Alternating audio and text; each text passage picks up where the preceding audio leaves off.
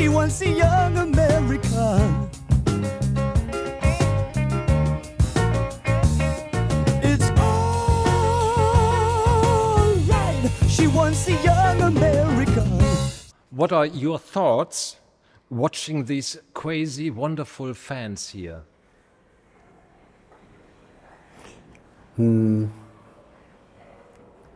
All these people that are here are called fans, and that's short for fanatic. I think that it's a wonderful thing to be able to see people justify their lives.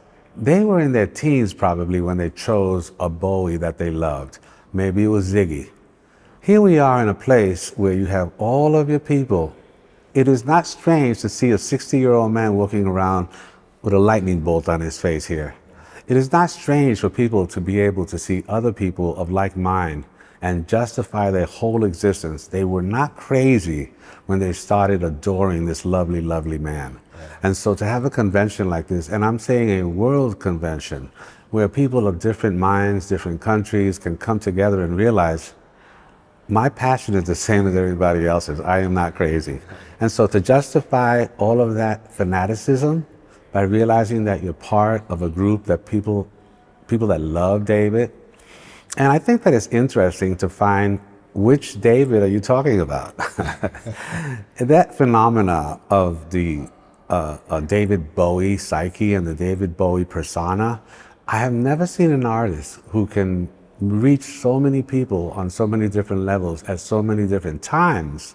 So this issue of why they're here, you can ask them and they'll all give you a different answer. But I think that the celebration of his life and times is universal. Yeah. What did you enjoy more, touring or recording with David? When it comes to enjoyment, enjoyment is a funny thing because as subjective as it is, one time is business and the other time is expression. When you go into the studio, there's two ways to look at it. Do as you're told or do what you can do. David is one of the people that lets you free rein, which means I did not hire you to tell you what to do. I always say the same thing. If you had Jimi Hendrix playing on your record, would you tell him what to do? So I think that that point is extremely important because the creative flow is existing in the studio. Can you duplicate it? Well, you know what? I could hire a million musicians who can listen to the record and duplicate the part. So when it comes to touring, touring is enjoyable because you have people that you want to spend a year with touring. Imagine people can play, but their personalities might not gel. I don't want to go on that tour. Touring is an issue of personalities, not an issue of performance. And so I think that the better of the two for me is session work. When I start doing records, and for every record that I did with Bowie, I did 4 records for somebody else. So my life is in the studio creating, and my joy is being able to go out and meet fans and just tour the world. You can't do that if you're locked in the studio at home. Mm-hmm. So they both have their allure, but I don't think we can really judge them. Passion should not be judged. It should just be experienced.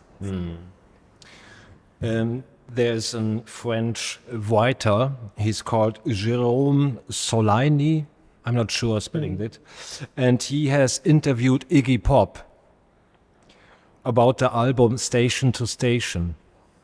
And here is a quote from Iggy. At first, David had written his songs for a rock band, so they had a sort of heavy feel. But those guys played it light, with a groove that accentuated their weirdness. Carlos didn't have a Marshall stack, and Dennis Davis didn't whack his drums like crazy.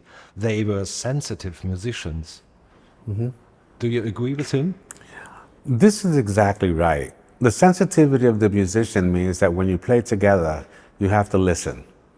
Many musicians don't understand that you are not to play what you practice. Number one. Number two, you have to have what they call a pocket, a groove. Yeah. This is not easy for rock musicians. They are somewhat square. In our world, we say it very simply. They don't swing. And also, they don't have any holes. They don't have a groove. They don't have a pocket. When we, the damn trio, George Murray, Carlos Alomar, and Dennis Davis, when we play, we're playing minimalistic, but it's got a pocket. It's got a groove. It's got holes. And when other invited musicians come into here and play on top of it, there's so many holes available to them that they don't overplay. Yeah. And if they do want to overplay, David will easily say, you're playing too much. You're getting in the way of the groove. Yeah. And so it's a kind of collaboration between wants and needs. Musicians want to give you everything that they have. Yeah. But if you don't need it, you can reject it. I think that's it. Thank you, Carlos. Great. It's all right. She wants a young American.